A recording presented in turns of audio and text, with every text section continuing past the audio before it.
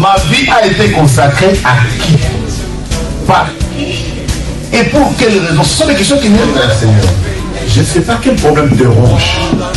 Mais Anne montait, descendait, maman, des années et des années et des... avec les mêmes problèmes, avec la même honte, avec la même ignominie, avec le célibat international. Jésus va te façonner, Jésus va te rendre propre.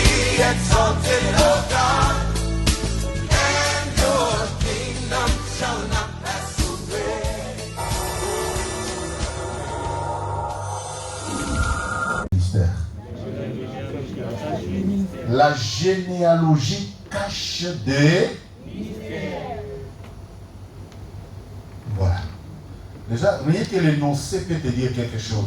Et dans mon message ce matin, je vais être très percutant sur l'impact, sur l'influence, sur l'importance de la généalogie sur ta vie. Amen. Amen. Dis après moi, la généalogie cache des mystères. Très bien. Je vais commencer par définir c'est quoi une généalogie. Qu'entend-on parler de la généalogie? En définition, notez que la généalogie, c'est la science qui a pour objet la recherche des filiations. Parce qu'on entend généalogie, mais généalogie en latine, c'est tout simplement une science qui a pour objet la recherche des filiations. C'est-à-dire, si tu es enfant d'eux, mais de là, lui, il appartenait à qui? Lui aussi, il a appartenu à qui? Ainsi de suite, ainsi de suite, ainsi de suite. Donc, la généalogie, c'est tout simplement la science qui a pour objet de recherche des filiations.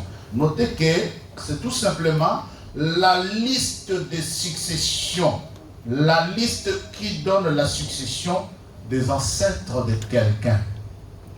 La généalogie, c'est la liste qui donne la succession des ancêtres de quelqu'un.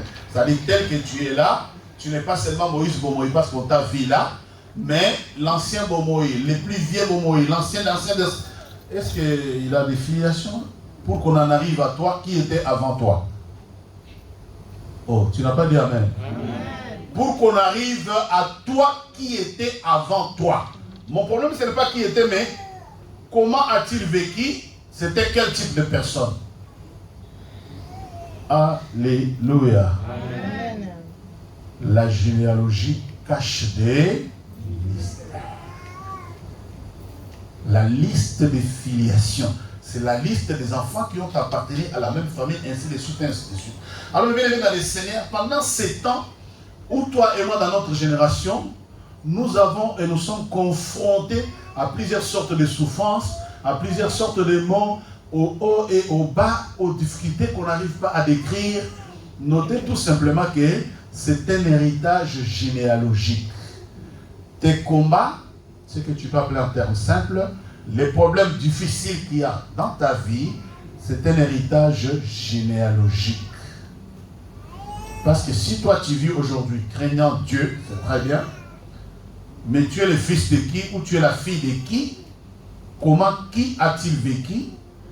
Qu'est-ce qu'il a fait? Qui peut avoir de l'influence sur ta vie? Notez tout simplement que la généalogie, c'est un établissement. C'est tout simplement un établissement d'une ligne familiale. Si les autres définitions sont difficiles, la généalogie, c'est un établissement d'une ligne familiale. Alors ce matin, pour pouvoir introduire notre message et pouvoir adorer le Seigneur, j'ai quelques versets et quelques chapitres. Mais avant ces chapitres, je vais prendre un exemple de la généalogie la plus célèbre. Je prendrai la généalogie d'Abraham, qui est donc le père de 3 religions qui existent sur la terre. Abraham, quand tu vas dans le judaïsme, il est le père de ceux qui pratiquent le judaïsme. Abraham, quand tu vas chez les chrétiens, tous les chrétiens du monde savent que Abraham, c'est le père de la foi. Quelqu'un me suit? Quand tu vas dans l'islam, Abraham, c'est le père de tous ceux qui pratiquent la religion islamique, ou musulmane si vous voulez. Alors, ce matin, bien aimé dans le Seigneur, que je puisse parler un peu d'Abraham et que je puisse prendre cet exemple, ça me paraît que le nom d'Abraham, tout le monde dira que chaque culte, chaque matin, on parle souvent d'Abraham. Mais aujourd'hui, je voulais un peu toucher, un tout petit peu, pas beaucoup, à la généalogie d'Abraham. Notez qu'Abraham, il est descendant de Sem, qui est fils, le premier fils de Noé. Le premier fils de Noé a eu comme succession filiale, a eu comme des enfants, jusqu'à ce qu'on arrive à Abraham. Et notez qu'Abraham a épousé Sarai. Je disais tantôt qu'il est le patriarche du christianisme, du judaïsme et de l'islam. Mais en même temps, pour bien décrire la généalogie d'Abraham, il faut savoir d'où il vient. Je disais qu'il est le fils, il est le descendant de Sem, le fils aîné de Noé, et il est le fils de Terah, que c'est son père biologique direct.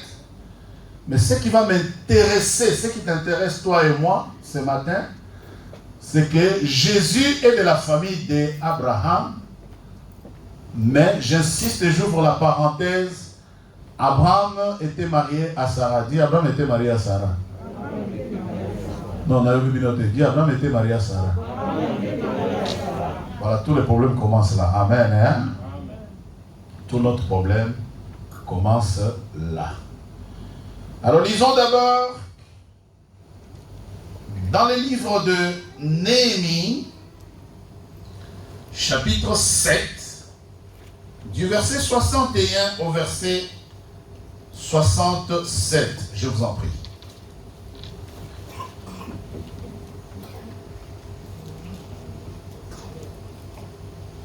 Néhémie, chapitre 7, verset 61 au verset 67. Je vous en prie. Je lis la parole de Dieu. Voici ceux qui partirent de Tel Melach, de Tel Archa, de Kérib Adam et du Mer, et qui ne purent pas faire connaître leur maison paternelle et leur race pour prouver qu'ils étaient d'Israël. Le fils de Delaja, le fils de Tobija, le fils de Nekoda, 642. Et parmi les sacrificateurs, le fils de Obaja, le fils Akop, le fils de Barjilai, qui avait pris pour femme une de filles de Barjilai, les Galadites, et firent appeler de leur nom. Ils cherchèrent leur titre généalogique, mais ils n'en trouvèrent point. On les inscrit du sacerdoce. 65. Et le gouverneur leur dit de ne pas manger des choses très saintes jusqu'à ce qu'un sacrificateur y constitue l'urim et l'utumin. L'assemblée tout entière était de 42 360 personnes, sans compter leurs serviteurs et leurs servantes, au nombre de 7 337. Parmi eux se trouvaient 245 chantres et chanteuses, parole du Seigneur. Amen. Si tu acclames, que Dieu te bénisse. Nous pouvons nous asseoir. Et je relis le verset 61. Voici ceux qui partirent de Tel Melach, de Tel Archa, de Kérub Adam et de Imer, et qui ne purent pas faire connaître leur maison paternelle et leur race pour prouver qu'ils étaient d'Israël. Amen. La filiation. De toutes les façons, tous les chrétiens du monde, quand tu te lèves un matin, tu veux méditer ta Bible, quand tu ouvres et que tu tombes sur la page généalogique, le premier réflexe de tous les chrétiens honnêtes, je n'ai rien à faire avec la généalogie, je tourne la page. Vrai ou faux? C'est vrai ou c'est faux? Tel qu'on a fini de lire cette généalogie, j'en suis presque convaincu que les 82% de la communauté n'y voient que du fumé. Donc jusque-là, personne n'a compris quel est le message que les pasteurs nous amènent ce matin. Qu'est-ce qu'il a encore envie de nous dire? Amen, hein? Amen. Mais le verset 61 dit, voici les quelques-uns qui partirent, c'est-à-dire qui sont revenus de la déportation, mais en revenant de la déportation, quand il y a eu dénombrement, il y a quelques gens qui n'ont pas pu prouver qu'ils appartenaient à la maison d'Israël, donc ils étaient descendants d'Abraham. Et la Bible dit qu'ils étaient exclus, on les a chassés, parce qu'ils n'ont pas prouvé leur paternité à la filiation d'Abraham. Amen. Amen. Amen. Amen. Et nous, ce matin, nous sommes venus adorer le Seigneur. Et moi, j'ai vu avec un thème, j'ai dit, la généalogie cache des mystères. Et quand je commence, je te montre d'abord une histoire qui peut-être ne t'apportera pas grand-chose. Mais j'ai commencé par énoncer qu'Abraham est le patriarche de 3 religions qui existent sur la terre des humains. Tout le monde se revendique d'Abraham. Mais ma préoccupation, je pose la question et je pose le problème et j'installe mon message. Qui est Abraham et qui était-il réellement? J'ai défini Abraham qu'il est le premier fils dans la descendance, et il est le fils plutôt dans la descendance du premier fils de Noé, donc il est descendant de Sem. Et j'ai dit qu'il était marié à Sarah, et j'ai dit qu'il était l'enfant de Térak. Maintenant, ce qui m'importe, le mariage d'Abraham à Sarah, c'est le vrai problème pour lequel Jésus-Christ, en venant sur la terre, il est venu libérer l'humanité de la captivité. Amen, mes bien-aimés. Amen est très fort. Amen. Les chrétiens sans connaissance, les chrétiens qui ont ramassé le message avec des erreurs, disent Abraham était marié à sa cousine. N'est-ce pas? Sarah était la cousine d'Abraham. Moi, je vous dis que c'est faux. C'est faux. Prenez bien le dictionnaire. Prenez bien la Bible. Sarai était la demi-sœur, c'est-à-dire la fille d'une autre femme du papa d'Abraham. Ah, pour le bien même été. Abraham était marié à sa demi-sœur, donc à sa propre sœur, mais d'une autre mère. Et on dit en français demi-sœur, n'est-ce pas? Alors, tous les problèmes des chrétiens, tous les problèmes de l'humanité commencent par là. C'est là que Dieu, quand tu entres dans la connaissance et dans la profondeur, tu dis Dieu, il n'y a que Dieu pour faire des choses pareilles. Il n'y a que Dieu pour créer de l'impossible, pour prendre l'impur et le rendre pur. Je répète, Abraham était marié à sa demi-sœur. Sarah était l'autre enfant d'une autre mère de Térak, le père d'Abraham. L'air n'est pas aux recherches, l'air est à l'exhortation, à l'enseignement, pour que nous puissions adorer le Seigneur. Maintenant, mon problème c'est toi et moi. Parce que là, je te parle d'Abraham, ça paraît loin de toi. Alléluia. Je prends cet exemple d'abord du père de la foi, du père de tous les croyants du monde, que tu crois. Du moment que tu crois en Dieu du monde, le père de tous ces croyants-là, judaïsme, l'islam, chrétien s'appelle Abraham. Alors le père de ces croyants-là était marié, on va dire, à sa sœur. Il y a un problème. Dites Amen. Amen. J'en viens à toi et moi. Voilà pourquoi quand Jésus vient sur la terre, si tu lis bien ici d'abord, lis-moi le verset 64, s'il te plaît. Ils cherchèrent leur titre généalogique. Ils cherchèrent leur titre généalogique. Mais ils n'en trouvèrent point. Ils n'en trouvèrent point. On les exclut du sacerdoce. Bien aimé, dans chaque généalogie, sachez qu'il y a des titres. Dis après moi titre. Tu n'as pas bien dit, dis les titres. Dans chaque généalogie, dans chaque arbre généalogique, oh mon grand-père, oh je fais la pyramide, oh tout ce que tu fais, sache que dans chaque généalogie, il y a des titres. Vous êtes avec moi? Dans chaque généalogie, on attribue selon les générations, selon la naissance des enfants, selon qu'ils seront puissants ou impuissants, selon qu'ils seront forts ou faibles. On attribue les titres généalogiques. Dis après moi, titre généalogique. C'est comme ça, quand tu entres dans la famille d'Abraham, tu vas trouver que Jacob était devenu plus fort qu'Ésaü. Tu vas trouver que tous les premiers-nés sont déchus. Tous les premiers-nés de cette famille, tous les premiers-nés, jusqu'à Jésus, tous les premiers-nés de la famille d'Abraham, depuis lui-même, Abraham n'était pas l'aîné de sa famille.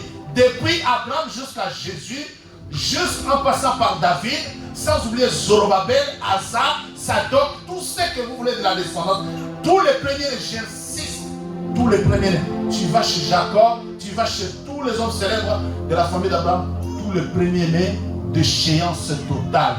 J'ai dit à quelqu'un, si tu as été déchu par l'arbre généalogique de ta famille, avec le nom de Jésus-Christ, tu dois régner.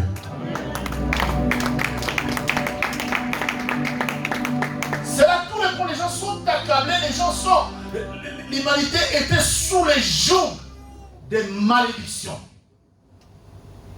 L'humanité, je dis bien l'humanité était sous les jougs des malédictions parce qu'Abraham était marié à son propre sang. C'est là quand Jésus arrive sur la terre, je vous ai démontré dans le semaine passée que Jésus est arrivé dans la 42e génération après Abraham. Jésus, quand il arrive, je vais conclure par là ce matin. Jésus va une des choses devant Jean-Baptiste. Il arrive, la Bible dit, Jean lui résista. Pourquoi Jean l'a résisté? Parce qu'ils avaient le même sang. Nous y reviendrons. Alors notre problème, c'est toi tel que tu es là. Tu es chrétien. Tu es venu prier. Il y a une généalogie dans ta famille. Notre problème, c'est que chez Jésus, chez Abraham, tout est écrit. Alléluia. Oh, dites amen et bien. Si tu vas aux archives de la mairie ici, tu vas trouver tous les Dupont, leur arbre généalogique existe. Tu fouilles les archives, tu vas voir tous les Dupont. Tu vas voir tous les, je ne sais pas moi, tous les Philippe. Leur arbre généalogique existe. Le problème avec nous, c'est que les archives n'existent. Hein? L'histoire se transmet de bouche. Hein? Et de bouche à l'oreille, là, on nous a maudits, on a prononcé des choses, on a fait des cérémonies, on a fait des hôtels, hein? On nous a condamnés et les choses nous poursuivent. Mais la différence avec la classe blanche, c'est que dans le monde occidental, tout est écrit. Alléluia. Tu veux connaître les Chirac, va à la mairie, hein, tu vas voir. Hein. Tous les Chirac, ils sont nés en Corrèze, ils sont descendants des Italiens. Tu vas tout voir. Mais ton problème, toi et moi, c'est que les titres généalogiques existent de comment mater. Alléluia. Que ça soit écrit ou pas, sache que dans ta vie, tu as un titre généalogique. Ah, je croyais que tu allais dire, je réfléchis. Maintenant, en fait, je vais le dire calmement. Les titres généalogiques de ta famille, c'est quel type de famille? Bon, je considère que c'était une famille de chasseurs, n'est-ce pas? Vous êtes avec moi? C'était une famille de... Pour être les chasseurs les plus célèbres du coin, on a fait quoi?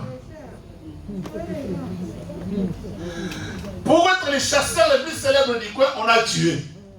Maintenant, quand on a tué, c'est écrit nul. Maintenant, toi, tu es descendant des chasseurs qui ont tué. Tu es quoi? Non, je voulais dire, tu es qui? Non, je voulais dire, quel titre as-tu? Dites amen. Amen. Oh, dis amen et bien. Amen. La Bible, après la déportation, quand Israël est revenu, la Bible dit, voici ceux qui partirent, on a cité les villes, la Bible dit, et qui ne purent pas faire connaître leur maison paternelle et leur race pour prouver qu'ils étaient d'Israël.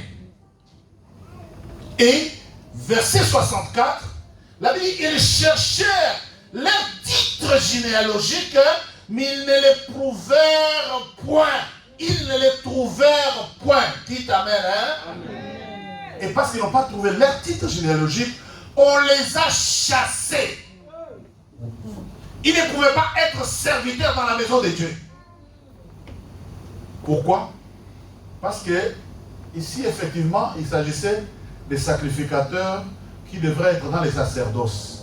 Mais comme ils n'ont pas prouvé qu'ils appartenaient à la race sacerdotale, la Bible dit que la décision a été prise, on les a chassés. On les a exclus du sacerdoce. Maintenant, je viens à toi et à moi. Je connais de la famille d'où je viens, les gens n'ont jamais servi le vrai Dieu. Maintenant, je me pose la question, qu'est-ce que je peux avoir? Ou qu'est-ce que je porte dans mon sang? Qu'est-ce que je porte sur mes bagages comme titre généalogique? C'est pour cela que j'ai intitulé le message La généalogie cache des mystères. Première chose, dans les généalogies de toutes les familles du monde, il y a des titres attribués à chacun qui doit régner, qui doit servir, qui doit faire, qui ne doit pas. Vous êtes avec moi? Amen. On a lu la généalogie, mais le message, il t'appartient. Hein? Vous êtes avec moi là? Amen. Tout est clair là? Amen. Je suis clair là? Amen. Tu ne peux pas sortir du culte vide, tu dois sortir avec un esprit instruit et conditionné. Bien-aimés dans les Seigneur, nous souffrons et nous nous posons des questions. Et je vous dis que, voilà, première révélation de ce matin, Abraham était marié à sa demi-sœur. Sarai était sa... Donc la sœur, c'était la fille de son père. Voilà, c'est ça que Jésus s'est dit, mais puisque je suis allé, hein? Bon, je suis né là, mais ma mission c'est de changer l'histoire de l'humanité.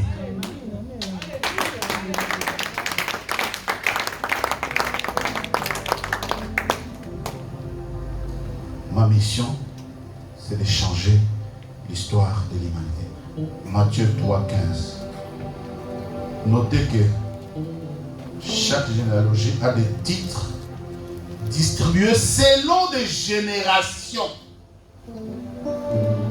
Chaque généalogie, chaque famille a son arbre généalogique. Et dans cette généalogie-là, il y a des titres, il y a des grades, il y a des rôles, il y a des fonctions, il y a des formes de ténèbres, de sorcellerie, je ne sais pas de quoi, qu'on donne à un ou à l'autre selon qu'il va opérer. Tu as lu? Je lis au nom de Jésus-Christ. Matthieu 3,15. Jésus lui répondit. Laisse faire maintenant, car il est convenable que nous accomplissions ainsi tout ce qui est juste. Car il est convenable que nous accomplissions ainsi tout ce qui est juste. Et après? Et Jean ne lui résista plus. Maintenant, suis-moi très très très bien. Ici, il s'agit du baptême de Jésus-Christ. Né homme, marchant comme toi et moi, mangeant du miel et buvant de l'eau. Sur la terre des humains. Je ne parle pas de Jésus-Christ Dieu, mais né homme, fils de Marie et de Joseph. Il est jusqu'au bord du Jourdain où Jean, dit le Baptiste, est en train de donner le baptême de la repentance. La Bible dit quand Jésus arrive au baptême, Jean-Baptiste le regarde. Jean dit, Jésus, moi j'ai besoin d'être baptisé par toi. Ce n'est pas à toi de venir que je me fasse baptiser. Jésus a donné une courte, une très courte et une simple réponse. Lis la réponse de Jésus. Laisse faire maintenant, car il est convenable que nous accomplissions ainsi tout ce qui est juste. Il est convenable que nous accomplissions tout ce qui est juste parce que je suis né et je suis venu dans un monde injuste. Alléluia. Je suis venu dans une famille injuste. Première injustice de cette famille, la Bible dit généalogie de Jésus-Christ. Le même Matthieu 1, chapitre 1, premier verset. Généalogie de Jésus-Christ, fils d'Abraham, fils de David. Je m'arrête à fils d'Abraham. Qui est Abraham? Je vous dis qu'Abraham, c'est ce père de croyants qui est donc le descendant des saints. Mais c'est Abraham qui devient le patriarche de tous les croyants, était marié à sa propre sœur, que les Français appellent demi. Jésus comprenant cela, il dit, mais que ce soit du côté maternel, que ce soit du côté paternel, je suis pourri. Ah, pourquoi vous n'acclamez pas le Seigneur? Mais il y a des choses qui doivent te faire prendre conscience que quand tu comprends l'histoire de l'humanité, l'histoire de la Bible, tu dois te l'approprier. Alléluia. Tu dois te l'approprier. Si toi tu es né dans l'inceste, ou tu as baigné dans un environnement incestueux, ou dans ta famille il y a des pratiques mystiques, qu'est-ce qu'il y a? Parce que pose-toi la question. Jésus-Christ détenait la puissance en tant que Dieu, il n'avait pas besoin d'aller vers Jean pour se faire baptiser. Qu'est-ce qui a conduit Jésus dans les baptêmes des gens? Et les baptêmes des gens, c'était les baptêmes de la repentance. Jésus est allé dans la repentance pour changer ton histoire et mon histoire. Jésus-Christ est allé dans les baptêmes de la repentance pour renverser les tendances et changer l'histoire de l'humanité. Que quelqu'un dise Amen. Jésus est allé dans les baptêmes de la repentance parce que généalogiquement, Jésus était né dans une famille de malédiction. Jésus-Christ, fils d'Abraham, fils de David. Papa Abraham, marié à maman Sarah, sa propre sœur, sa demi-sœur, née d'une autre femme. Amen, amen. Amen. Tu as bien dit amen? Amen. Maintenant, quand Jésus prend conscience de ça, ça c'est Jésus. Maintenant, je viens à toi. Je viens à moi. Regarde ton arbre généalogique. Est-ce que tu la connais d'abord? Est-ce que tu connais ton arbre généalogique? Bon, qu'est-ce qu'on a fait dans ton arbre généalogique? C'est à ce moment-là que je prends le côté maternel. Parce que si je vous parle de Ruth, la Moabite, je suis allé trop loin. Alléluia. Je parle d'abord du premier enceinte. Allez, verset 1. Matthieu 1, 1. Matthieu 1, 1. Tama, Matthieu 1, 1. Généalogie de Jésus-Christ, fils de David, fils d'Abraham. Pourquoi on n'a pas dit fils de Marie et de Joseph? Pourquoi Jésus est né de Marie et de Joseph, n'est-ce pas? A dit amen et bien. Amen. Pourquoi la généalogie de Jésus-Christ continue? La généalogie de Jésus-Christ continue au lieu qu'on commence à généalogie de Jésus-Christ, le fils de Marie et de... Quelqu'un est avec moi? Amen. Vous êtes là vraiment? Amen. Pourquoi la Bible commence généalogie de Jésus-Christ, fils de David, fils... Pourquoi on n'a pas dit fils de Marie et de Joseph? Tama. Abraham engendra Isaac. Abraham engendra Isaac. Isaac engendra Jacob. Isaac engendra Jacob. Jacob engendra Juda et ses frères. Jacob engendra Juda et ses frères. Juda engendra de Tamar, Pharès et Zara. Pharès engendra Esrom. Ne t'en fais pas, c'est long. Continue. Esrom engendra Aram. Ne t'en fais pas, c'est trop long. Aram engendra Aminadab. Pourquoi on ne dit pas Marie? Je cherche ma... Où se trouve Marie? Continue. Aminadab engendra Nasson. Nasson engendra Salmon. Salmon engendra Boaz. C'est trop long. Lis maintenant le verset 16. Regarde. Du verset 1, nous arrivons au verset 16. Jacob engendra Joseph, l'époux de Marie, de laquelle est né Jésus. Mais pourquoi on n'a pas cité tout de suite Joseph et Marie au premier verset? On attend laisser. Dites amen, hein? Amen. La généalogie cache des mystères. Dites amen. Si on dit Calaba au fils de Calaba, c'est trop court. Mais il faut qu'on aille chercher Calaba au fils de Calaba ou lointain là. Lointain là. Alléluia. Qu'on sache comment il a vécu. Donc si on commence, généalogie de Jésus-Christ, fils de David, fils d'Abraham, on cite tout ce qu'on a cité là. En bon chrétien, ne saute pas la généalogie. Quand tu arrives, tu vois généalogie, arrête-toi. Il se cache quelque chose. Amen. Il se cache quelque chose. Si on avait dit tout de suite Jésus-Christ, le fils de Joseph et de Marie, c'est que la généalogie n'a pas d'importance. C'est que tu n'as rien hérité. Et pourtant, je te dis ce matin, la généalogie a des titres qu'on distribue aux gens selon les générations. C'est comme ça dans la famille, tu vas voir. Il y en a qui sont excellents, il y en a qui sont élevés, il y en a qui sont meilleurs que les autres. Ce sont les attributions généalogiques. Oh, quelqu'un me suit? Je suis en train de communiquer avec quelqu'un. Hein? Je ne veux pas faire de bruit. Je veux que l'équipe soit court. Nous allons adorer le Seigneur. Et vous allez voir sur quel point nous allons adorer le Seigneur. Et quand on cite toute cette généalogie de Jésus-Christ, on arrive à Joseph et Marie.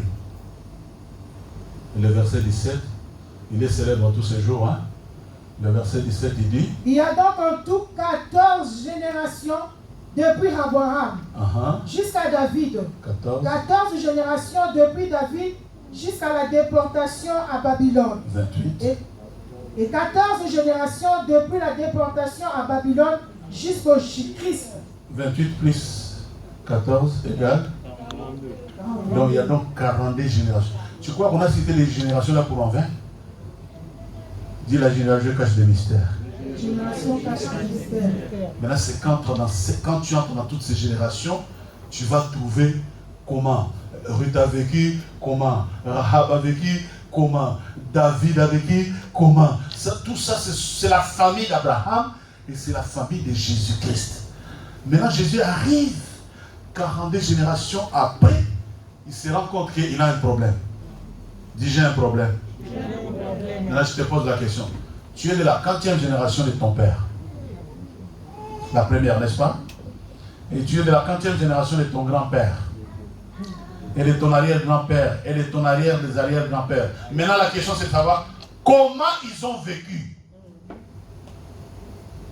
Qu'est-ce qu'ils t'ont transmis? Quel titre as-tu réussi? Et quelle est l'influence de ces titres-là dans ta vie? Tu peux te dire, je suis jeune, mais tu as une généalogie. Hein? Tu peux te dire, ma mère, mon père m'amène à l'église. Mais il t'amène à l'église parce que c'est à l'église qu'il y a la vie. Hein? Alléluia. Alléluia. La Bible dit, quand Jésus vient, notez que Jésus-Christ est venu briser et mettre fin au cycle des malédictions généalogiques. C'est pour ça qu'il s'arrête, il dit à Jean, Jean, on doit faire maintenant ce qui est juste. Pourquoi tu n'as pas acclamé? Parce que depuis là, comment voulez-vous dans une famille que les gens se marient entre eux et tout le monde est Dieu? Alléluia. Abraham a pris sa demi-sœur. C'est la fille de son père. Et tout le monde est sorti de là. Tout le monde est sorti de là. Maintenant, pourquoi des fois les gens veulent bien enseigner la stérilité de Sarah. Mais la stérilité de Sarah avait une origine. Amen. Amen. Amen. Oh, dites Amen et bien. Amen. La généalogie de Sarah avait une origine. Un frère qui s'est marié à sa soeur, vous voulez que ça produise quoi? Je ne sais pas si je communique quelque chose à quelqu'un. Hein? Un frère est marié à sa soeur, vous voulez que ça produise quoi? Maintenant, tu sais, je suis chercheur et je cherche très bien en théologie. Mais quand je m'assois, tu vas voir qu'au début de cette famille, les gens mettaient au monde jeune, 39 ans, 29 ans, 33 ans, les gens avaient des enfants. Alléluia. Arrivé à l'époque d'Abraham, le père d'Abraham lui-même, Térak, Abraham, il avait 29 ans. Son père, là, il avait 29 ans. Maintenant, quand tu montes, tu vas compter, tu montes, Abraham, tu vas voir, les choses commencent à devenir compliquées. 75, 100 quelques, ça devient... Pourquoi? Parce que l'inceste est entré. Mais Jésus-Christ est venu briser le cycle des malédictions. Jésus-Christ est venu mettre fin au cycle des malédictions, qu'elles soient ancestrales ou généalogiques, appelez-la comme vous voulez. Mais Jésus-Christ est venu mettre fin à cela. Je croyais que tu allais pousser un cri de joie, moi.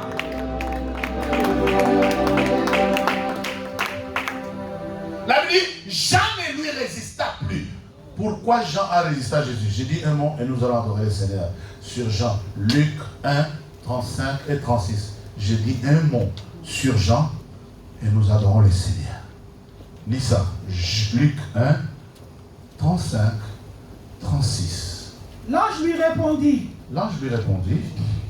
Le Saint-Esprit viendra sur toi. Le Saint-Esprit viendra sur toi, Marie. Et la puissance du Très-Haut te couvrira de son ombre. La puissance du Très-Haut te couvrira de son ombre. C'est pourquoi le Saint enfant qui naîtra de toi sera appelé fils de Dieu. C'est pourquoi le saint enfant qui naîtra de toi sera appelé fils de Dieu. L'enfant là n'est pas comme tous les autres qui sont nés dans cette famille, mais l'enfant là est appelé saint. Alléluia. Aïe, aïe, aïe, aïe, aïe, aïe, aïe, aïe. Dans cette famille, il naissent des enfants. Dans cette famille, il y a des personnes. Bien aimé, tu n'es pas né par hasard. Oh, toi qui m'entends, tu n'es pas né par hasard. Regarde, c'est la déclaration de l'ange sur Jésus. C'est-à-dire, il y avait une échéance, il y avait une malédiction qui s'est abattue sur l'humanité et donc sur une famille. Il a fallu quelqu'un saint pour renverser les tendances. Alléluia. Il a fallu quelqu'un saint pour briser les malédictions. Il a fallu quelqu'un saint pour mettre fin à un cycle qui pourrissait la vie des gens. Et ce quelqu'un-là s'appelle Jésus-Christ. Verset 36. Voici Élisabeth, ta parente. Voici Élisabeth, ta parente. A conçu. Elle aussi, elle a conçu. Elle aussi. Uh-huh. Un fils à sa vieillesse. Uh-huh. Et celle qui était appelée stérile est dans son sixième mois. Voilà. Maintenant, c'est ça la contradiction de toutes choses. C'est ça qui se passe. Vous voyez, Jésus et Jean sont de la même famille. Alléluia. Alléluia. Amen. Marie, mère de Jésus, et Élisabeth, la mère de Jean, sont de la même famille. Toujours la famille d'Abraham. Dieu prend les choses viles. Dieu prend les choses maudites pour en faire une bénédiction. Non, dans le bénédiction, la personne à qui j'ai parlé est sur Internet. La personne à qui j'ai parlé nous suivra sur YouTube. Je dis à quelqu'un, peut-être tu es dans des conditions mauvaises. Peut-être, je ne sais pas, si Dieu prend les choses qui sont traitées impures, les choses que personne ne considère, pour en donner gloire aux yeux des hommes. Parce que pour cette famille, il y a un problème. Non seulement il y a la déchéance, non seulement il y a la malédiction, non seulement il y a une couverture ténébreuse sur l'humanité, mais la Bible dit, l'ange vient et dit à Marie, le saint enfant qui naîtra de toi sera appelé fils de Dieu. Et en même temps, pour que ce saint enfant accomplisse sa mission, il faut un sacrificateur pour mettre fin au cycle des malédictions. Pourquoi Jésus n'est pas allé se faire baptiser par Zacharie? Pourquoi Anne la prophétesse n'est pas allée se faire baptiser, n'a pas baptisé Jésus? Pourquoi Jésus est allé vers Jean? C'est parce que Jean était préparé pour cette mission-là. Jean était préparé, Jean était né, sa mission c'était d'être sacrificateur du Tout-Puissant pour pouvoir amener Jésus à la repentance. Et c'est la repentance. Quelle est la clé qui change les situations? Peut-être toi tu te poses la question, mais moi je ne connais pas mon arbre généalogique. Moi je ne connais pas ma généalogie. Qu'est-ce que je vais faire? Et encore moi ce matin, la révélation est que chaque généalogie a des titres. Mais je ne sais pas quel est le titre que la généalogie m'a. Comment cela va finir? Et je vais te donner la réponse. Ça va finir par la repentance. Ça va finir par la repentance. Jésus a sauvé l'humanité par la repentance. Jésus-Christ n'est pas allé par démon. Il a dit à Jean, on doit faire ce qui est juste. Donne-moi le baptême de la repentance et ce qui mettra fin au règne des malédictions. Le règne des malédictions finit dans ta vie bien-aimée par la repentance. Je ne sais pas comment tu es né, mais ce que je sais, c'est que toi et moi, nous sommes ici des familles où il y a eu des autels, où il y a eu des serpents, où on a glorifié des faux dieux. Mais ce matin, Jésus-Christ, le Saint-Enfant, il est né pour briser et mettre fin au cycle de malédiction. Et la Bible déclare qu'il est le Tout-Puissant et que la Bible dit, est-ce qu'il se nous aimait? Un sauveur est né.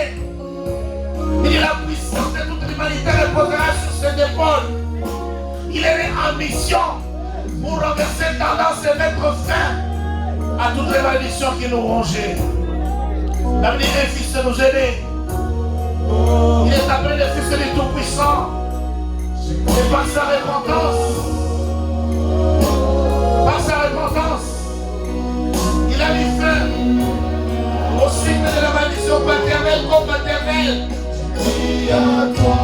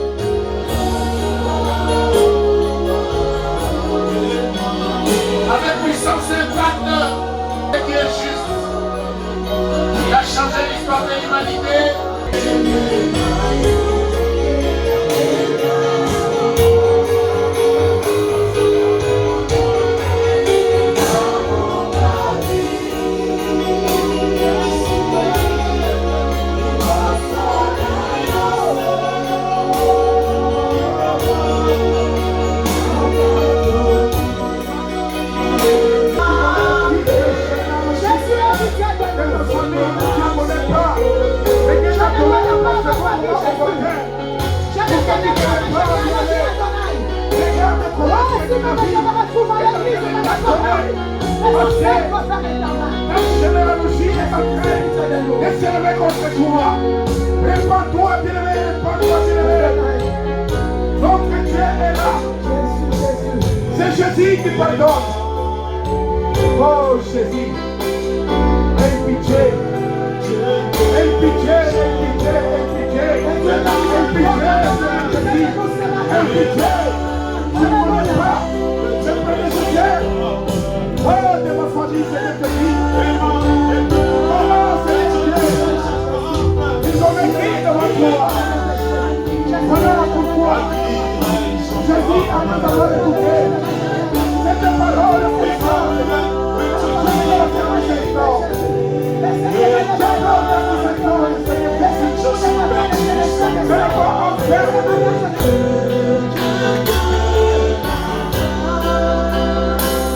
La parole est sortie.